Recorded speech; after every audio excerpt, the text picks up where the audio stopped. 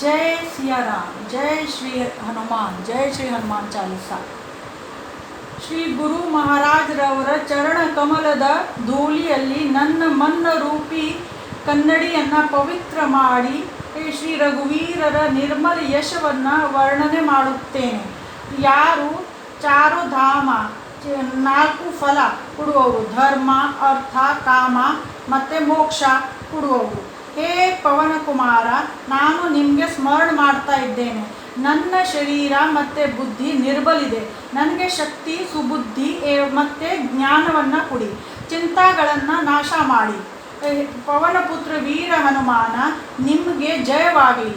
ನೀವು ಜ್ಞಾನ ಮತ್ತು ಗುಣದ ಸಾಗರ. ನೀವು 3 ಲೋಕ, ಸ್ವರ್ಗಲೋಕ, ಭೂಲೋಕ, ಪಾತಾಳ ಲೋಕದಲ್ಲಿ ನಿಮ್ಮ ಕೀರ್ತಿ ಹರಡದೆ. ಹೇ ಶ್ರೀರಾಮರವರ ದೂತ, ನೀವು ಪವನ ಸುತ್ ಮತ್ತು ಅಂಜನಿ ಕುಮಾರ ಹೆಸರಿನಿಂದಾನು ನಿಮಗೆ ವಿಖ್ಯಾತ ಇದ್ದೀರಿ. ನಿಮ್ಮ ಮುಂದೆ ಯಾರೂ ಬಲವಾನ ಇಲ್ಲ. ಹೇ ಮಹಾವೀರ, ಹೇ ಬಜರಂಗ ಬಲಿ, ನಿಮ್ಮ ವಿಶೇಷ ಪರಾಕ್ರಮದಿಂದ ನೀವು ಎಲ್ಲವುದನ್ನು ಸಾಧಿಸುತ್ತೀರಿ. ನೀವು ಬುದ್ಧಿಗಳನ್ನು ನಷ್ಟ ಮಾಡುತ್ತೀರಿ, ಒಳ್ಳೆ ಬುದ್ಧಿಗಳವರಿಗೆ ಸಹಾಯ ಮಾಡುತ್ತೀರಿ. ನಿಮ್ಮ ಬಣ್ಣ ಬಂಗಾರದ ಬಣ್ಣ, ನಿಮ್ಮ ವಸ್ತ್ರ ಭಾಳ ಸುಂದರವಾಗಿದೆ. ನಿಮ್ಮ ಕಿವಿಯಲ್ಲಿ ಕುಂಡಲಗಳಿವೆ, ನಿಮ್ಮ ಕೂದಲು ಗುಂಗುರು ಇದೆ.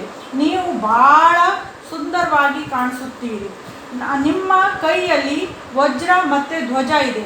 ನಿಮ್ಮ ಹೆಗಲಲ್ಲಿ ಮಂಜುದ ಜನೇವು ಸುಶೋಭಿತಾಗಿದೆ. ಹೇ ಶಂಕರ ಅವತಾರ, ಹೇ ಕೇಸರಿ ನಂದನ, ನಿಮ್ಮ ಪರಾಕ್ರಮ ಮತ್ತು ಮಹಾನ್ ಯಶದ ಈ ಇಡೀ ವಿಶ್ವ ವಂದನೆ ಮಾಡುತ್ತದೆ.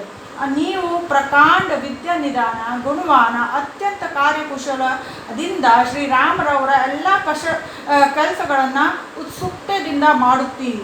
ನೀವು ಶ್ರೀರಾಮರ ಭಕ್ತಿಯಲ್ಲಿ ಆನಂದ ಪಡೆಯುತ್ತೀರಿ. ನೀವು ಶ್ರೀರಾಮ, ಸೀತೆ, ಲಕ್ಷ್ಮಣ ನಿಮ್ಮ ಹೃದಯದಲ್ಲಿ ವಾಸ ಮಾಡುತ್ತಾರೆ. ನಿಮ್ಮ ಸಣ್ಣ ರೂಪ, ನೀವು ಸಣ್ಣ ರೂಪ ಧಾರಣ ಮಾಡಿ ಸೀತಾ ಮಾತೆಗೆ ತೋರಿಸಿದ್ರಿ. ನೀವು ಭಯಂಕರ ರೂಪ ಧಾರಣ ಮಾಡಿ ಇಡೀ ಲಂಕಾದಲ್ಲಿ ಬೆಂಕಿ ಹಚ್ಚಿಬಿಟ್ರಿ.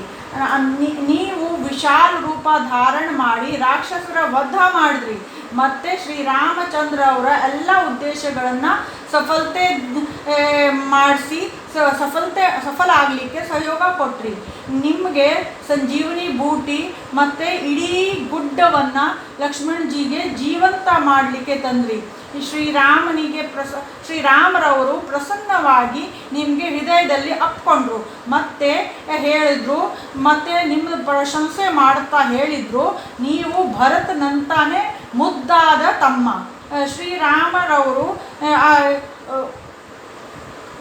ಶ್ರೀರಾಮರವರು ನಿಮಗೆ ಇದು ಹೇಳಿ ಹೃದಯದಿಂದ ಕೂಡಿಸ್ಕೊಂಡ್ರು. ನಿಮ್ಮ ಸಾವಿರಾರು ಮುಖದಿಂದನೂ ನಿನ್ನ ಯಶದ ವರ್ಣನೆ ಯಾರಿಗೂ ಮಾಡಲಿಕ್ಕೆ ಸಾಧ್ಯವಿಲ್ಲ. ನೀನು ಶ್ರೀ ಸನಕನಂದನ, ಶ್ರೀ ಸನಾತನ, ಶ್ರೀ ಸನತನಂದನ, ಶ್ರೀ ಸನತಕುಮಾರ ಆದಿ ಮುನಿಗಳು, ಬ್ರಹ್ಮ ಆದಿ ದೇವತೆಗಳು, ನಾರದರವರು, ಸರಸ್ವತಿ ಅವರು, ಶೇಷನಾಗರವರು, ಯಮರಾಜ, ಕುಬೇರ ಆದಿ ಎಲ್ಲ ದಿಶಾಗಳ ರಾಕ್ಷಸ, ಕವಿ, ವಿದ್ವಾನ, ಪಂಡಿತ ಯಾರಿಗೂ ನಿಮ್ಮ ಯಶದ ವರ್ಣನೆ ಮಾಡಲಿಕ್ಕೆ ಸಾಧ್ಯವಿಲ್ಲ. ನೀವು ಸುಗ್ರೀವ ಪ್ರಭು ನೀವು ಸುಗ್ರೀವರಿಗೆ ರಾಮದಿಂದ ಕೂಡಿಸಿದ್ರಿ. ಮತ್ತು ಅವರ ಕೃಪೆ ದೃಷ್ಟಿಯಿಂದ ಸುಗ್ರೀವರಿಗೆ ಅವರ ಕಳೆದು ಹೋಗಿದ್ದ ರಾಜ್ಯ ಕೊಡಿಸಿದ್ರಿ. ನಿಮ್ಮ ಉಪದೇಶದಿಂದ ನಿಮ್ಮ ಉಪದೇಶವನ್ನು ವಿಭೀಷಣ ಪೂರ್ತಿ ಪಾಲನೆ ಮಾಡಿದ್ರಿಂದ ಅವರಿಗೆ ಲಂಕಾದ ರಾಜ್ಯ ಸಿಕ್ತು. ಇದು ಇಡೀ ಜಗತ್ತಿಗೆ ಗೊತ್ತಿದೆ. ಸಾವಿರಾರು ಯೋಜನ ದೂರದಲ್ಲಿದ್ದ ನಮ್ಮ ಸೂರ್ಯನಿಗೆ ನೀವು ಒಂದು ಸಿಹಿಯಾದ ಹಣ್ಣವನ್ನು ತಿಳಿದು ನುಂಗಿಬಿಟ್ರಿ. ನೀವು ಶ್ರೀರಾಮರವರ ಮುದ್ರೆಯನ್ನು ಬಾಯಲ್ಲಿ ಇಟ್ಟು ಸಮುದ್ರವನ್ನು ದಾಟಿದ್ರಿ. ಮತ್ತೆ ಸಂಸಾರದಲ್ಲಿ ಇಷ್ಟು ಕಠಿಣ ಕೆಲಸ ಇದೆ, ಅದು ನಿಮ್ಮ ಕೃಪೆಯಿಂದ ಸುಲಭವಾಗಿ ಸಹಜವಾಗಿ ಆಗೋಗುತ್ತದೆ. ಶ್ರೀರಾಮಚಂದ್ರಜಿ ಅವರು ದ್ವಾರಪಾಲರು, ಶ್ರೀರಾಮಚಂದ್ರಜಿ ಅವರು ದ್ವಾರಪಾಲರು ನೀವೇ ಆಗಿದ್ರಿ. ಅದರಲ್ಲಿ ನಿಮ್ಮ ಆಜ್ಞೆ ವಿನ ಯಾರಿಗೂ ಪ್ರವೇಶ ಮಾಡಲಿಕ್ಕೆ ಸಾಧ್ಯವಿಲ್ಲ. ಯಾರಾದರೂ ನಿಮ್ಮ ಶರಣದಲ್ಲೇ ಬಂದರೆ ಅವರಿಗೆ ನೀವು ಆನಂದ ಏವಂ ಸುಖ ಪ್ರಾಪ್ತ ಕೊಡುತ್ತೀರಿ. ನಿಮ್ಮಿಂದ ಅವರಿಗೆ ಆನಂದ ಪ್ರಾಪ್ತ ಆಗುತ್ತದೆ ಮತ್ತು ಸುಖ ಸಿಕ್ಕುತ್ತದೆ. ನೀವು ರಕ್ಷಕರು.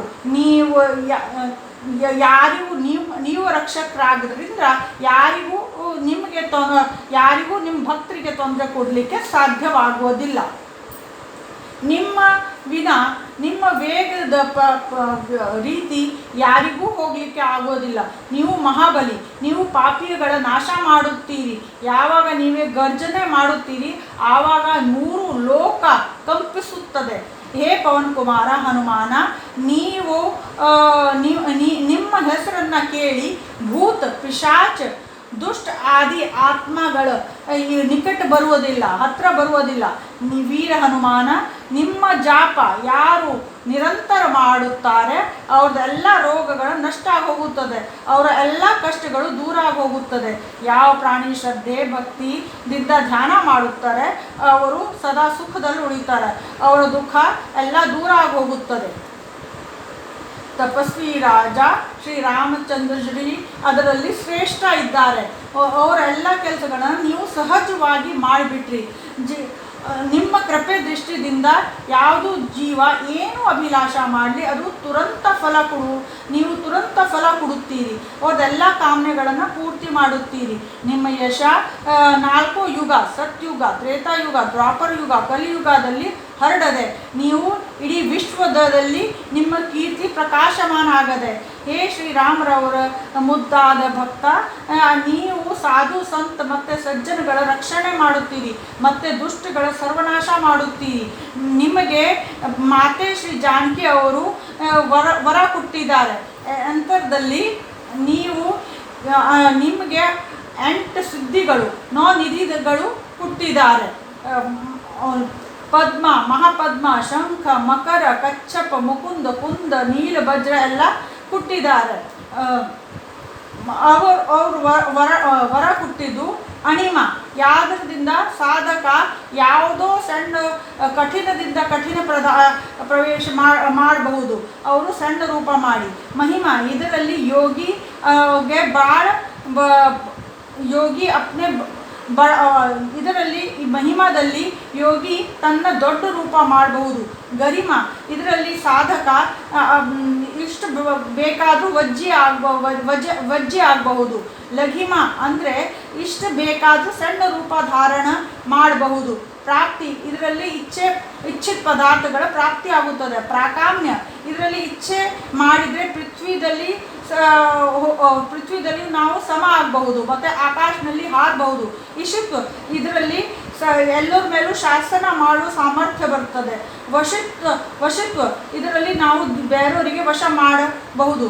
ಸೀತೆ ಮಾತೆ, ಈ ವರವನ್ನು ನಿಮಗೆ ಬೇರೆಯವರಿಗೆ ಕೊಡಬಹುದು ಅಂತ ಆಶೀರ್ವಾದ ಮಾಡಿದ್ದಾರೆ. ರಾಮ, ನೀವು ರಘುನಾಥನಿಗೆ ಶರಣಾಗಿದ್ದೀರಿ. ಇದರಿಂದ ನಿಮಗೆ ರೋಗಗಳ ನಾಶ ಮಾಡುವ ನಾಮರೂಪಿ ಔಷಧಿ ಸಿಕ್ಕದೆ. ನಿಮ್ಮ ಭಜನ ಮಾಡಿದರೆ ರಾಮರವರು ಪ್ರಾಪ್ತ ಆಗುತ್ತಾರೆ ಮತ್ತು ಜನ್ಮಾಂತರದ ದುಃಖ ನಾಶ ಆಗುತ್ತದೆ. ಅಂಥ ಸಮಯದಲ್ಲಿ